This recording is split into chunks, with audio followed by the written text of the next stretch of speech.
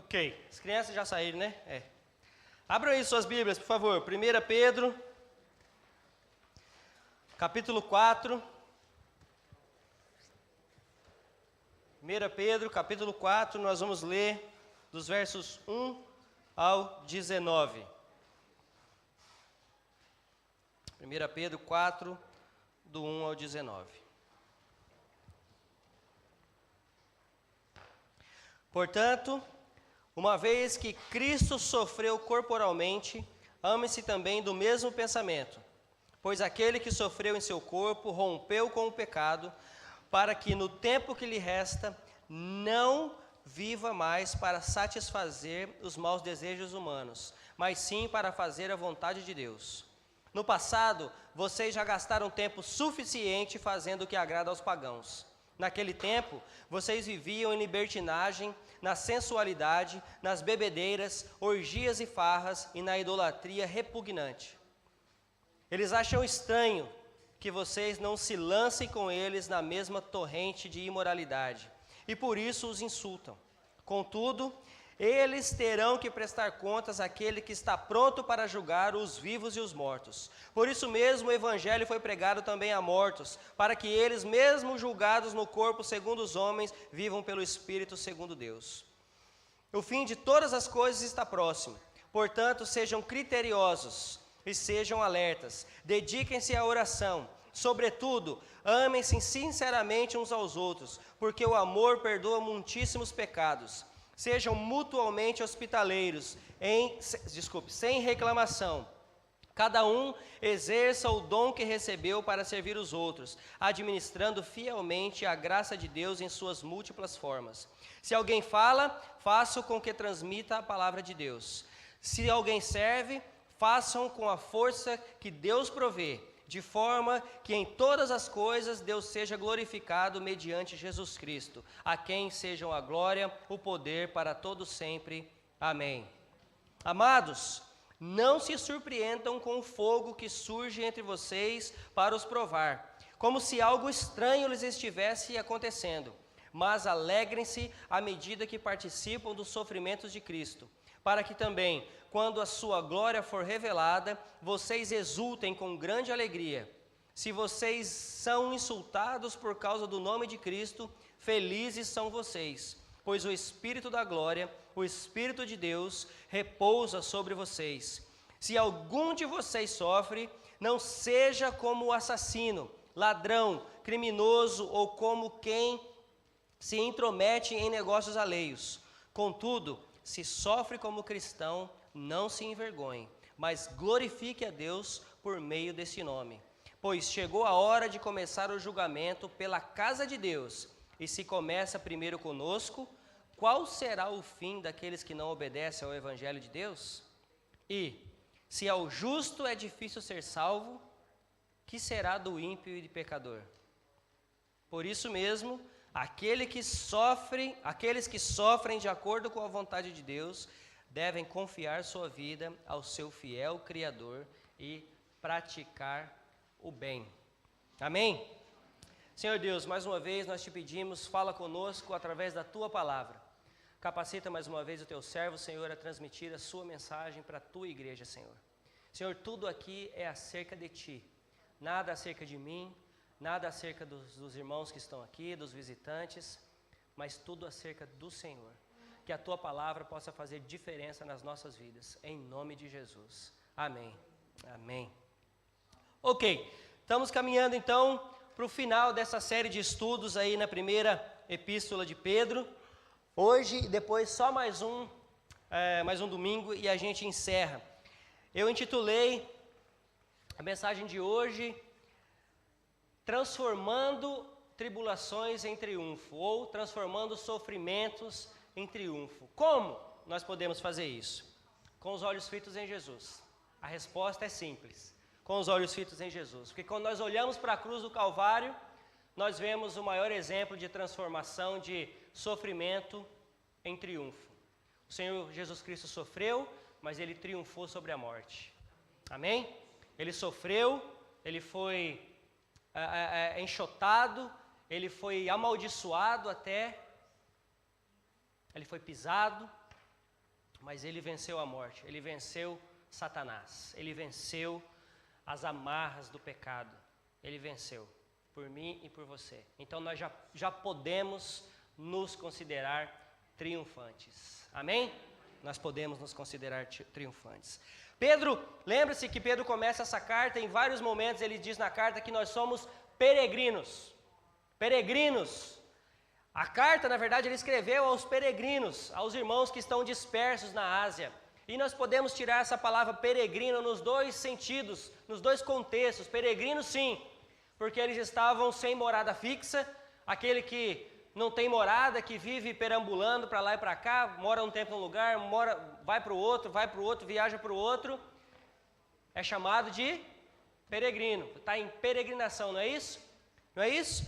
E também o outro sentido da palavra peregrino, no nosso caso, no sentido espiritual, quer dizer que a nossa morada não é aqui, a nossa morada é no céu. Nós estamos aqui neste momento como peregrinos, porque a nossa morada não é aqui, a nossa morada celestial, a nossa morada infinita será com o nosso Senhor Jesus. Amém? Então esses dois contextos podem ser entendidos assim, peregrinos nesse sentido e peregrinos também nesse sentido espiritual. Então, desde o início da carta, Pedro ele deixa muito claro aos destinatários 3 pontos importantes. Primeiro, devemos nos esforçar o máximo para sermos santos e irrepreensíveis, sem culpa, sem nada que nos acusa.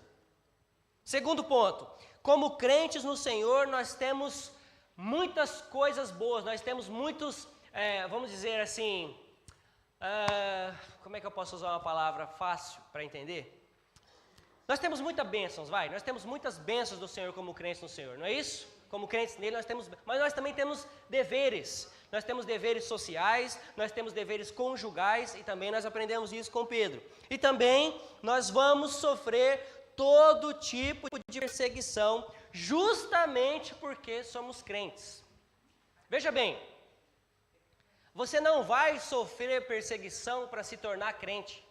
Essa época já passou, já teve uma época assim, se você estudar a história da igreja. Olha, se você não se converter, você vai sofrer perseguição. Essa época já passou, foi por um motivo errado, ok. Mas hoje, não só hoje, mas nesse tempo também, você não vai sofrer perseguição para se tornar crente. Na verdade, você sofre perseguição por ser crente no Senhor Jesus. Então é o contrário. Então se você tem sofrido esse tipo de perseguição, qualquer que seja ela, seja no trabalho, seja na escola, seja em qualquer lugar que você frequente, é por Jesus. É por Jesus. Amém? Então nós vivemos numa sociedade extremamente consumista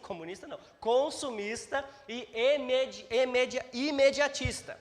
Portanto, felicidade está em quê? A sociedade que nós vivemos, felicidade está onde? Nas coisas, no dinheiro, ou nas pessoas, ou nos lugares onde visitamos. Esse é o termo felicidade. Quantos livros tem por aí, quantas revistas tem aí? Olha, os 101 lugares que você precisa conhecer antes de morrer. Ou os 100 livros que você precisa ler antes de morrer. Ou sei lá o que você tem que fazer antes de morrer. Só a Bíblia que diz que você precisa andar com Deus, andar com o Senhor Jesus antes de morrer. Porque senão não tem salvação para você não. Depois de morto já foi. Amém? Então, esse termo felicidade, essa visão de felicidade para o mundo lá fora, é um tanto quanto rasa para nós crentes. Não pode ser assim para nós. Eu não estou dizendo que você não possa se sentir feliz com alguém do seu lado, ou com um lugar que você foi visitar, mas você entende, assim como eu, que aquela felicidade é uma felicidade momentânea. Passou uma semana, acabou as férias, amigo, volta à realidade, vai ter que voltar a trabalhar, vai ter que voltar para os deveres de casa. Então, é uma felicidade momentânea. É prazeroso? Claro que é. É gostoso? Claro que é.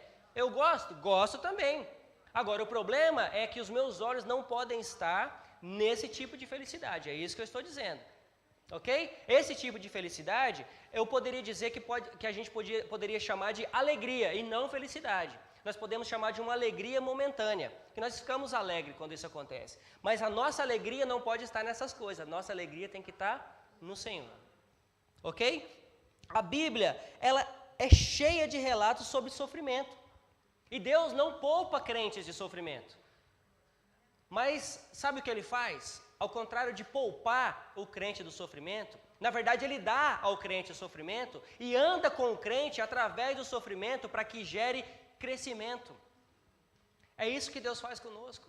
O propósito do sofrimento que nós passamos, e muitas vezes nós olhamos para Deus e falamos, Deus, o que está acontecendo? E Deus está olhando para você e falando, cresça com o sofrimento, que esse para, depois vem outro, né? Mas é isso que Deus está fazendo. Deus quer que nós cresçamos através do sofrimento. Deus quer que nós aprendamos com as dificuldades que passamos. Se nós não aprendermos, acontece de novo. Vamos passar por ela de novo. Quantas vezes você já passou pelo mesmo tipo de provação? Pelo mesmo tipo de provação. Exatamente pelo mesmo tipo de provação. Quantas vezes? Por quê? Talvez seja porque você ainda não aprendeu com ela.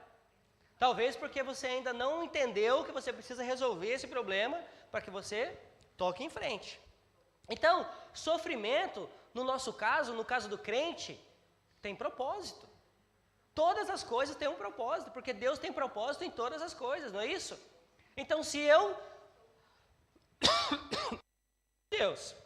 estou me esforçando ao máximo para andar com o Senhor, se eu estou seguindo na maneira do possível que diz a palavra do Senhor, sofrimento tem que ter propósito na minha vida, tribulação precisa ter propósito na minha vida, porque vem de Deus, vem dEle. O primeiro propósito que eu identifiquei aqui estão nos versos de 1 a 3, que diz assim, uma vez que Cristo sofreu corporalmente, também no mesmo pensamento, arme-se também no mesmo pensamento, pois aquele que sofreu o seu corpo rompeu com o pecado, para que no tempo que lhe resta não viva mais para se satisfazer os maus desejos humanos, mas sim para fazer a vontade de Deus. Então o primeiro propósito aqui é para vencer o pecado. Você passa por sofrimento para vencer o pecado. O Senhor Jesus passou por isso. O Senhor Jesus foi tentado pelo diabo quando ele estava orando e quando ele estava com fome e sede. Ele venceu o pecado, mas ele estava no momento de sofrimento. Já experimentou ficar 40 dias e 40 noites sem comer, sem beber, para você ver se você também não sofre? Então, o Senhor Jesus venceu o pecado, e para vencer o pecado é que nós passamos por esses sofrimentos. Então isso é didático, isso tem didática, a palavra do Senhor nos ensina sempre assim. Enquanto aqueles que não conhecem a Cristo endurecem o coração e ficam com amargura, com raiva por causa dessas coisas, aqueles que conhecem a Cristo quebrantam o seu coração.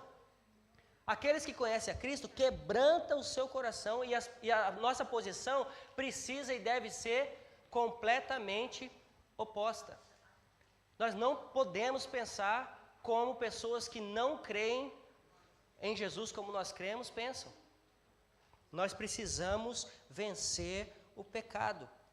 Jesus venceu o pecado quando foi tentado, Jesus venceu o pecado quando foi escarnecido pelos soldados romanos, Jesus venceu o pecado quando foi crucificado sem acharem nele mal algum.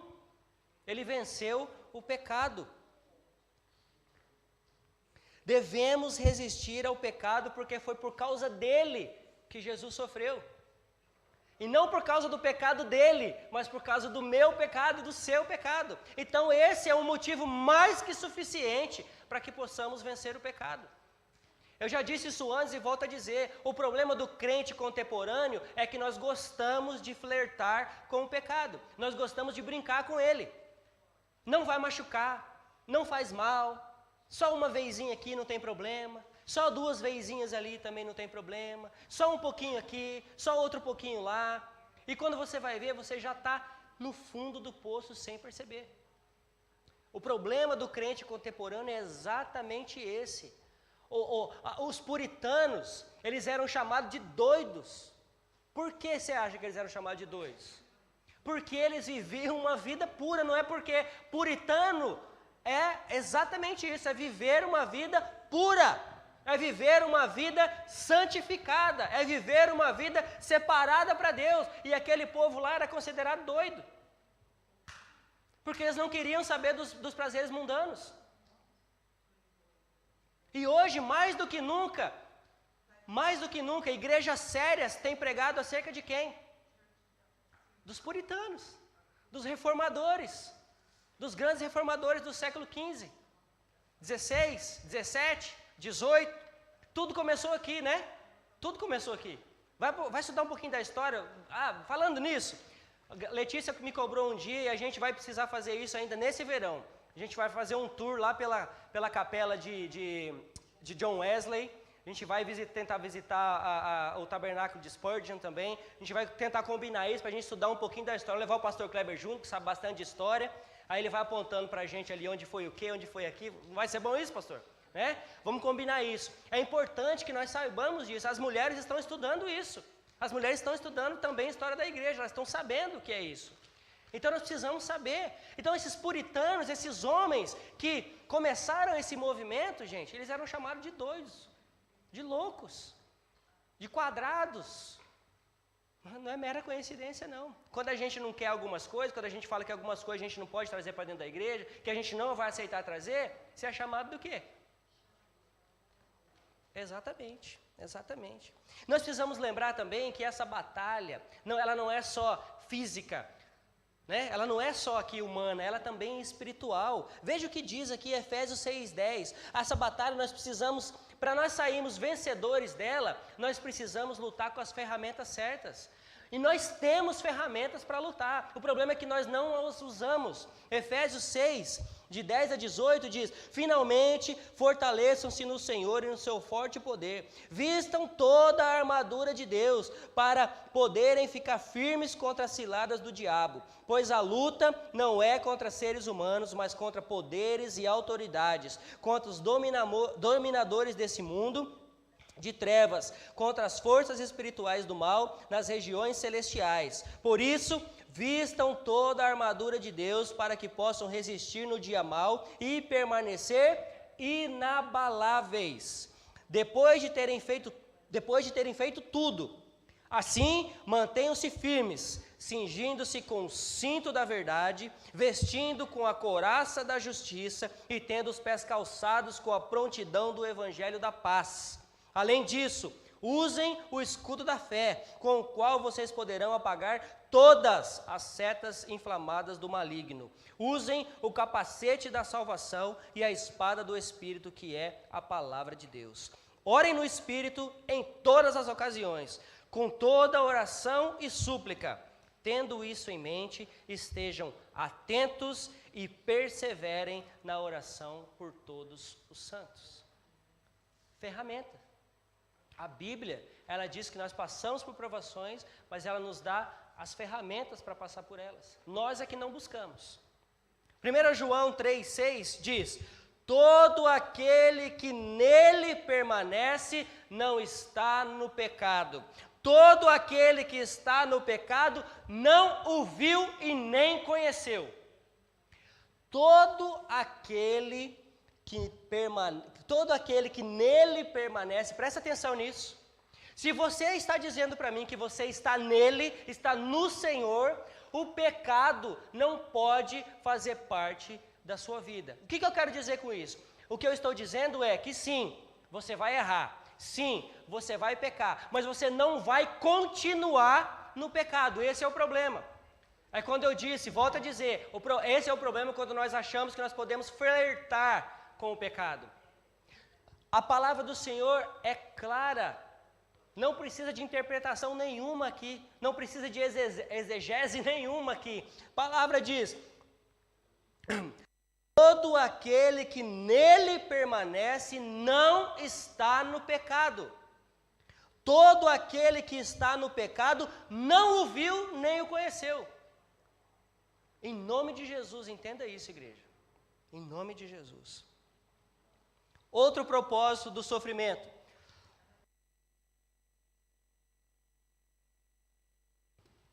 conhecer a vontade de Deus. Quer conhecer a vontade de Deus? O que você tem que fazer para conhecer a vontade de Deus para a sua vida? Primeiro lugar.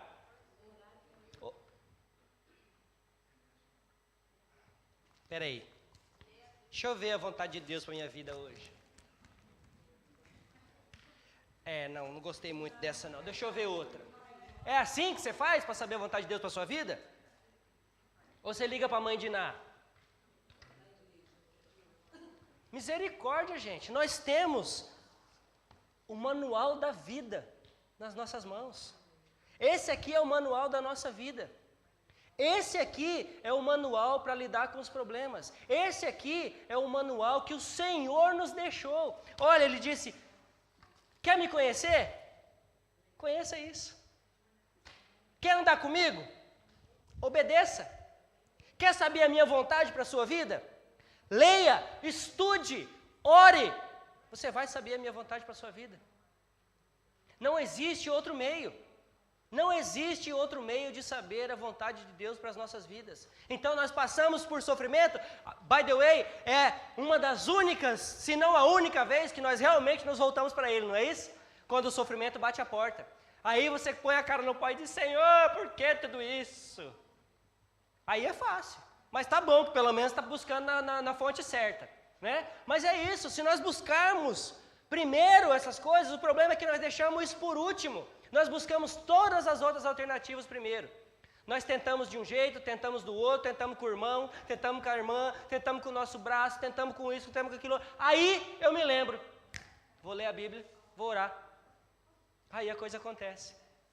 Nós deixamos por último o que deveria estar em primeiro lugar. Então, conhecer a vontade de Deus para as nossas vidas. Veja, uma coisa leva a outra. Quando nós deixamos de nos levar pelo pecado, nós estamos com os nossos ouvidos mais atentos ao Senhor. Quando nós deixamos de andar flertando com o pecado, a nossa mente é transformada pela palavra do Senhor. Quando nós deixamos de andar na roda dos escarnecedores, o que acontece? O que acontece, igreja?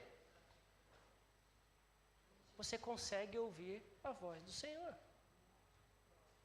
Você consegue ouvir a voz de Deus. A Bíblia diz o quê? Ouça o conselho dos ímpios. É isso que a Bíblia diz? Pois é, mas é exatamente isso que muitas vezes nós fazemos. Enquanto que a Bíblia diz que se você quer conhecer a vontade de Deus, leia, obedeça. Não só leia, estude. Porque ler é uma coisa, estudar é outra coisa, não é isso? Ore. Ore, pelo menos ore. Outra coisa que o sofrimento nos faz, que tem um propósito nas nossas vidas, abandonar o passado. Nós precisamos aprender a abandonar o passado. A Bíblia diz em 2 Coríntios 5,17 que se alguém está em Cristo é nova criação. As coisas antigas já passaram, eis que surgiram coisas novas. Amém? Você é nova criação, você nasceu de novo, você nasceu agora para glorificar o Senhor, você nasceu salvo em Cristo Jesus. É nova criação. Por que que muitas vezes nós ficamos um período bom e de repente nós queremos voltar para aquelas coisas, para as orgias do passado, para aquelas coisas imundas que nós fazíamos, e ainda bater no peito e dizer que nós somos crentes? É isso que nós fazemos. Olha aqui, olha o que diz, o verso 3, no passado vocês já gastaram tempo suficiente fazendo o que agrada aos pagãos. Naquele tempo vocês viviam em libertinagem, sensualidade, bebedeira, orgia, farra, idolatria repugnante. É exatamente o que nós continuamos fazendo. Talvez com o nome mais bonito. Talvez com o nome mais social. Mas é a mesma coisa. É exatamente a mesma coisa. Nós nascemos de novo. Temos vida nova. Portanto, não podemos, não devemos viver na vida passada. É novidade de vida em Cristo Jesus. Novidade de vida em Cristo Jesus. Verso 4. Eles acham estranho que vocês não se lancem como eles na mesma torrente de imoralidade, e por isso os insulta. Esse tipo de vida causa estranheza, não é verdade? Quando nós falamos que nós não queremos essas coisas, isso causa estranheza nas pessoas. Eles ficam chocados quando nós nos recusamos a praticar essas coisas. Isso choca as pessoas, e é para chocar mesmo, porque tem que fazer diferença. A nossa vida tem que ser diferente, é para chocar. O verso 5 diz: contudo, eles terão de prestar contas àquele que está pronto para julgar os vivos e os mortos. Nós podemos até ser julgados por eles, mas o justo juiz, o próprio Deus, é quem vai julgar no final. E aí, misericórdia, misericórdia. Verso 6. Por isso mesmo o evangelho foi pregado também a mortos, para que eles, mesmo sendo julgados no corpo segundo os homens, vivam pelo Espírito segundo Deus. Veja bem, a morte não tem a última palavra na vida do crente. A morte não tem a última palavra na vida do crente. Cristo tem a última palavra na vida do crente. Cristo. Essa afirmação aqui, o evangelho foi pregado à morte, já falei isso do outro dia. Quem está morto pode se salvar? Quem já morreu sem Cristo, pode ainda haver salvação para ele? Não. Nós cremos em purgatório, por acaso? Também não. Então, o que ele está dizendo aqui é que esse foi pregado, quer dizer que aqueles que já morreram em Cristo. Aqueles que já morreram em Cristo. Nós não podemos confundir essas coisas, gente. Nós não podemos confundir essas coisas. Aqueles que foram martirizados por causa de Cristo. Veja bem, verso 7. Deixa eu tomar água aqui, tá? Verso 7. O fim de todas as coisas está próximo. Portanto, sejam criteriosos e sejam alertas. Dediquem-se à oração. Gente, não só Pedro, mas também Paulo, Tiago, o escritor aos Hebreus, João afirmaram: o fim está mais próximo hoje do que estava ontem. O fim está próximo. O fim está próximo. Amém? Você está entendendo isso? Hoje, o fim está mais próximo do que ontem. Amanhã, se o Senhor Jesus não voltar hoje, o fim vai estar mais próximo ainda. A questão é, nós precisamos parar de viver como se nós não crêssemos nisso. Nós muitas vezes vivemos como se nós não crêssemos nessa expectativa. Nós precisamos viver com essa expectativa. Cabe a nós cristãos, viver com a expectativa da segunda vinda de Cristo. Cabe a nós, gente. Agora, tem dois grandes problemas, duas vertentes para esse problema. Não pode ser nem muito para cá e nem muito para lá, ok? O grande problema é que, quando nós não cremos que o Senhor está às portas, o que acontece com as nossas vidas? Nós vivemos de maneira displicente. Tudo pode, está tudo bem. Vai ter tempo ainda, né? Tem tempo ainda, eu posso ainda me reconciliar com o Senhor Jesus. Não, amanhã eu peço perdão. Amanhã eu estou pronto. Amanhã eu me reconcilio com o meu irmão, com Cristo, whatever. Amanhã. Não, hoje eu vou fazer o que eu quero. Amanhã, durante a semana eu vou fazer o que eu quero. Domingo na igreja eu vou lá e converso com o pastor, a gente ora e está tudo certo. Esse é o problema. O outro extremo é essas pessoas que começam a achar que receberam umas novas revelações aí, e que marcam inclusive dia para a volta de Cristo. Alguns já marcaram aí, e o que aconteceu com eles? Motivo de chacota, motivo de zombaria, porque o Senhor não voltou, e eles marcaram data, marcaram lugar, marcaram hora, marcaram tudo, e isso não aconteceu. Então está vendo como tem os dois extremos? Agora, não porque existe esse extremo, que nós não podemos viver com expectativa da volta do Senhor Jesus Cristo, porque Ele prometeu e Ele é fiel para cumprir, Ele vai voltar. Ele vai voltar, é nisso que nós cremos. A palavra aqui é critério, sejam criteriosos, sejam alertas e ainda mais, dediquem-se na oração. Dediquem-se na oração. Amém? Versos 8 a 11 agora. Versos 8 a 11. Sobretudo, amem-se sinceramente uns aos outros, porque o amor perdoa muitíssimos pecados. Sejam mutuamente hospitaleiros, sem reclamação. Cada um exerça o dom que recebeu para servir os outros, administrando fielmente a graça de Deus em suas múltiplas formas. Se alguém fala, façam como quem transmite a palavra de Deus. Se alguém serve, façam com a força de que Deus provê, de forma que em todas as coisas Deus seja glorificado mediante Jesus Cristo, a quem sejam a glória, o poder para todo o sempre. Notem, 3 coisas sempre andam juntas. Essas 3 coisas sempre andam juntas: amor, perdão e hospitalidade. Sempre anda junto. Quem ama, perdoa. E quem perdoa é porque ama. E quem ama e perdoa é também hospitaleiro. E quem perdoa e ama se transforma em hospitaleiro. Essas coisas andam juntas, sempre juntas. Então, a marca do crente é, primeiro, perdoar, porque eu fui perdoado. Depois, eu amo, porque eu fui amado. Terceiro, eu devo ser hospitaleiro, principalmente com os meus irmãos. Nós somos hospitaleiros com todo mundo muitas vezes, menos com os nossos irmãos na fé, né? Então tem que ser o contrário, nós precisamos ser hospitaleiros com todo mundo, mas pode começar na igreja, deve começar na igreja, essa hospitalidade. Então essas 3 coisas precisam andar junto.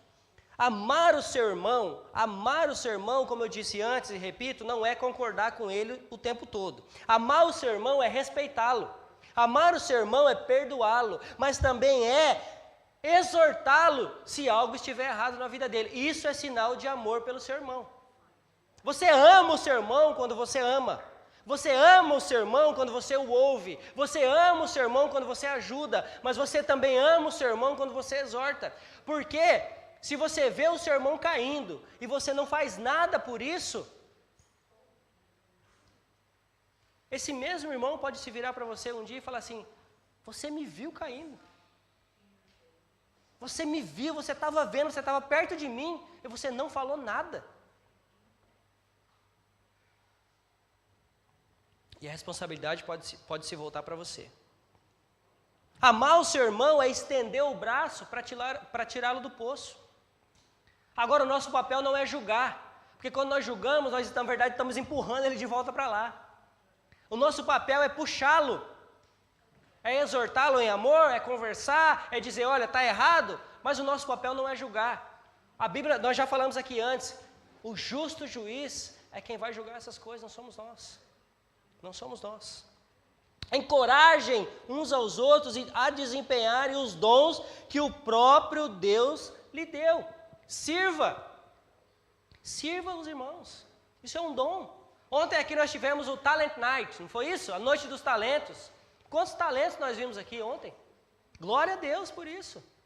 E depois do Talent Night, aí as pessoas começaram a exercer outros talentos, de limpar, de arrumar, de guardar a mesa, de arrumar a comida, de arrumar as cadeiras, isso também é talento. O talento não é só subir aqui e cantar, o talento também está na preparação antes do evento, o talento está na organização, isso tudo é talento. O talento está nos meninos que estão lá no fundo, quebrando cabeça até agora lá com o computador, ó. Tem tanto talento não, senão eu já tinha arrumado, não estou brincando. Mas é isso também é talento, irmãos. O talento não está só aqui no pregar, não está só no tocar, também está aqui, glórias a Deus por isso. Mas o talento não está só aqui. Tem gente que vira e fala para mim, mas eu não tenho talento nenhum. Tem sim, tem sim, tem sim. Então exerça, sirva, comece servindo, comece ajudando em alguma coisa. Sempre tem alguma coisa para fazer. A questão da igreja pequena é sempre a mesma. É o mesmo que cobra o escanteio tem que correr na área para cabecear. É sempre a mesma na igreja pequena. A gente sempre vê as mesmas pessoas fazendo, as mesmas pessoas trabalhando, enquanto que nós estamos falando, gente, olha, a seara está lá, a seara é grande, mas os ceifeiros são poucos. Precisamos de ajuda. E eu agora estou te encorajando, exerça o seu talento, para de guardar ele no bolso. Para de deixar ele em casa quando você vem para a igreja. Porque quando você sai daqui, você serve, você ajuda, você faz tudo, mas quando chega na igreja você não faz nada. Para de deixar seu talento em casa. E exerça ele de maneira que, como a Adriana disse e orou, não como para mim ou como para os irmãos, mas para Deus. Você está servindo ao Senhor. Nós estamos servindo ao Senhor. Mas fale com sabedoria e amor. Fale como quem transmite a palavra de Deus para que Ele mesmo seja glorificado. Provérbios 12:1 diz assim, olha, todo o que ama, Provérbios 12:1, todo o que ama a disciplina, ama o conhecimento, mas aquele que odeia a repreensão é tolo. É tolo. Provérbios 12:5, os planos dos justos são retos, mas o conselho do ímpio é enganoso. Provérbios 12:15, o caminho do insensato parece-lhe justo, mas o sábio ouve os conselhos. Vamos aprender com Provérbios. Não muito tempo atrás eu fiz um programinha com vocês aí, falei, olha, vamos ler Provérbios. 30 dias, foi algum mês aí, março, não sei quando foi março, abril, vamos ler Provérbio, 1 por dia, lembra? Vocês fizeram isso? Bastante gente eu sei que fez. Vamos voltar a ler então, você está precisando ter sabedoria, mais sabedoria, olha aqui o que está dizendo. Olha aqui o que está dizendo o Provérbio, nós precisamos amar a disciplina, porque aquele que odeia a disciplina é tolo. Aquele que odeia a repreensão é tolo. Aquele que ouve o conselho dos ímpios só vai cair. Só vai cair. Aquele que anda no caminho dos insensatos, o que acontece com ele? O que acontece com ele? Perdição. Não tem outra saída. Agora Pedro, a partir do verso 12 até o verso 19, ele muda um pouquinho de cenário. Parece que ele fala, olha, vivam para Deus. Parece não, é o que ele está dizendo, que tem até o subtítulo na Bíblia aqui. Vivendo para Deus. Antes do capítulo 4, tem um subtítulo aqui. Viva para Deus. Mas saiba que vivendo para Deus, vocês vão passar por tribulações e problemas. Agora ele diz o seguinte, a nossa resposta a esse sofrimento, dos versos 12 a 19. Nós não devemos estranhar. Na verdade, nós precisamos esperar por eles. Sofrimento faz parte da vida do crente. Tribulações fazem parte da vida do crente. O crente não se torna fiel porque ele é perseguido.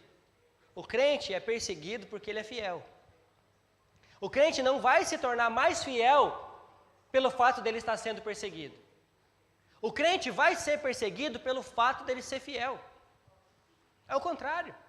E quanto mais fiel você é, quanto mais perseguido você for, mais fiel você vai ser. Entende isso? Então, a causa e efeito aqui tem que ser o contrário. Precisa ser o contrário. A perseguição, ela vai vir por causa da minha, da tua fidelidade.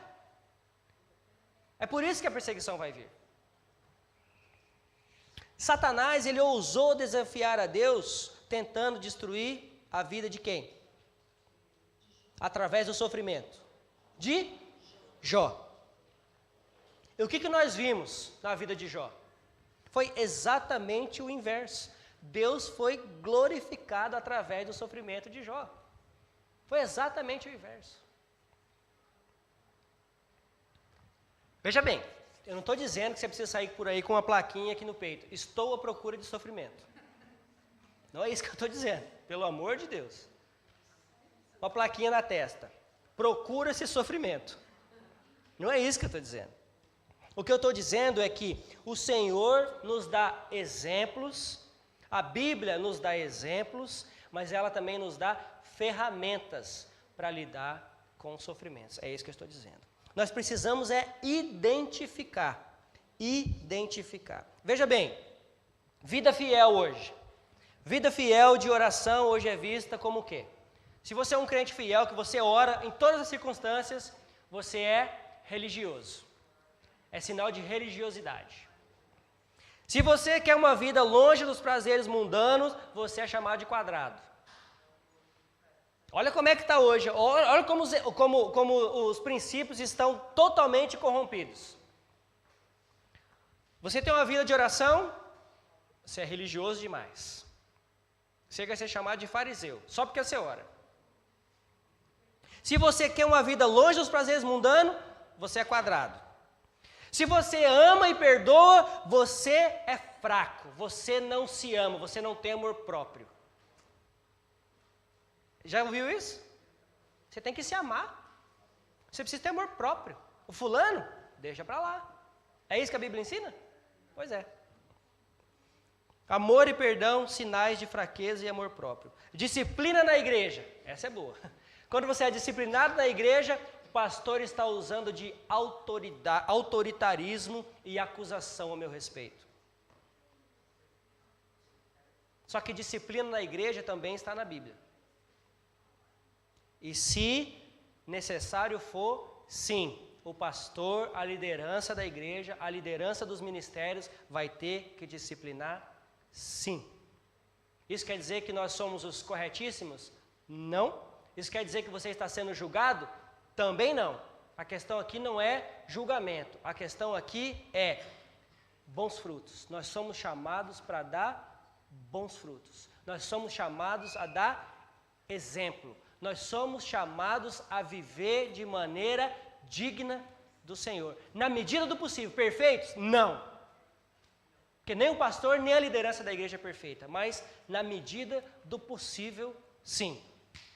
Então, disciplina na igreja, autoritarismo, acusação. Teologia bíblica. Olha que legal. Teologia bíblica. Coisa que não devia nem ser discutido na igreja, né?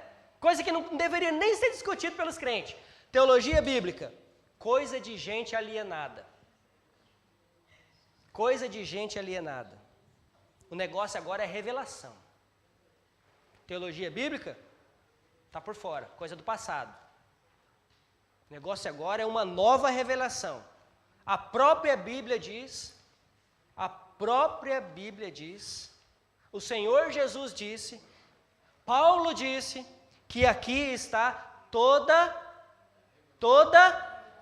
revelação de quem? Toda. E ai daquele que acrescentar ou tirar. Ai daquele que acrescentar ou tirar. Teologia bíblica, então, gente alienada. Gente que não tem olhos para o futuro. Gente que não é espiritual. Já ouviu isso? Já ouviu isso? Experiência com Deus. Quer experiência com Deus? Vai orar. Vai pôr o joelho no chão. Vai ler a Bíblia. Você vai ter experiência com Ele. Agora, o tipo de experiência que você quer é só se você flutuar junto, rodopiar que nem, sei lá, o monstrinho da Tasmânia lá. É só isso, é a experiência com Deus? Não, isso também pode ser. Eu não estou dizendo que isso não é. Isso também pode ser. Agora, experiência com Deus precisa ser buscada através de oração e estudo da palavra dEle. É assim que nós vamos ter experiência com Deus. E aí, se Ele acrescentar outras coisas, glória a Deus. Mas a primária está aqui. E no joelho no chão. Amém? Verso 17. Olha que sério isso. Nos diz que o juízo de Deus começa dentro da igreja. O juízo de Deus começa dentro da igreja. E não fora dela. Veja bem, liberdade em Cristo significa livres das amarras de Satanás. Assim é que nós temos liberdade em Cristo. Nós somos livres do pecado, nós somos livres da condenação eterna, nós somos livres da ira de Deus. Isso é liberdade em Cristo. Liberdade de Cristo não é fazer o que você bem entende, não é fazer o que você quer da sua vida, porque você é livre em Cristo Jesus. Liberdade em Cristo é você estar e permanecer livre do pecado. Nós precisamos fugir da aparência do mal. Nós precisamos fugir da aparência do mal. Resistir o diabo, que ele vai fugir de você. É isso que nós precisamos fazer. Nós somos chamados santos, separados para Deus e para glorificar a Ele. É assim que nós somos chamados. Isso só é coisa para forte, viu? Isso é só para os fortes. Está na moda, não é? Isso é só para os fortes, amigo. Fraco, espirra rapidinho. Eu estou dizendo fraco na fé. Estou dizendo forte na fé. Isso é só para forte. Negar-se a si mesmo. Negar-se a si mesmo. Evitar o pecado. Amar. Perdoar. Ser disciplinado. Disciplinar também. Ser chamado de quadrado. Porque é fiel às Escrituras. Combater os falsos ensinos. Sofrer perseguições por causa dessas coisas, compartilhar dos sofrimentos de Cristo, isso não é para qualquer um, não. É só para os fortes. Não é não? Fala sério. Estão comigo, igreja? Vocês estão ouvindo o que eu estou falando? Você é forte? Amém. Amém. Preferia que você dissesse, eu não sou não, mas Cristo é. É Ele quem nos fortalece. É o Espírito Santo dele que nos fortalece. São por essas e outras que existe tanto desigrejado por aí. Sabe por que existe tanto desigrejado por aí?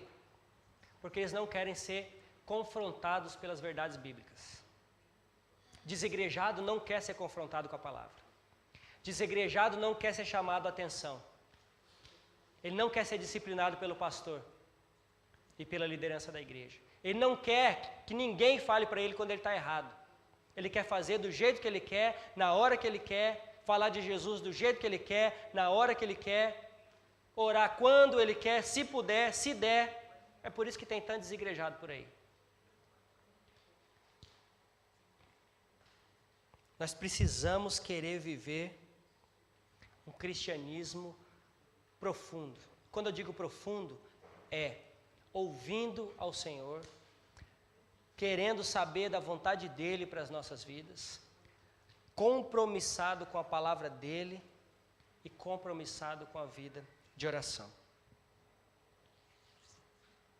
Amém? Para encerrar, quero que vocês abram comigo em Mateus 7. Mateus 7. Se você está pensando em se tornar um desigrejado aí, você lê comigo essa passagem. Mateus 7, de 15 a 23. Você conhece algum desigrejado por aí? Mateus 7, de 15 a 23. A árvore e o seu fruto. É o subtítulo. Cuidado com os falsos profetas. Eles vêm a vocês vestidos de pele de ovelhas, mas por dentro são lobos devoradores. Vocês os reconhecerão por seus frutos. Pode alguém colher uvas de um espinheiro ou figos de ervas daninhas? Semelhantemente, toda árvore boa dá frutos, mas a árvore ruim dá frutos. A árvore boa não pode dar frutos ruins, nem a árvore ruim pode dar bons frutos. Toda árvore que não produz bons frutos é assim, pelos seus frutos vocês os conhecerão.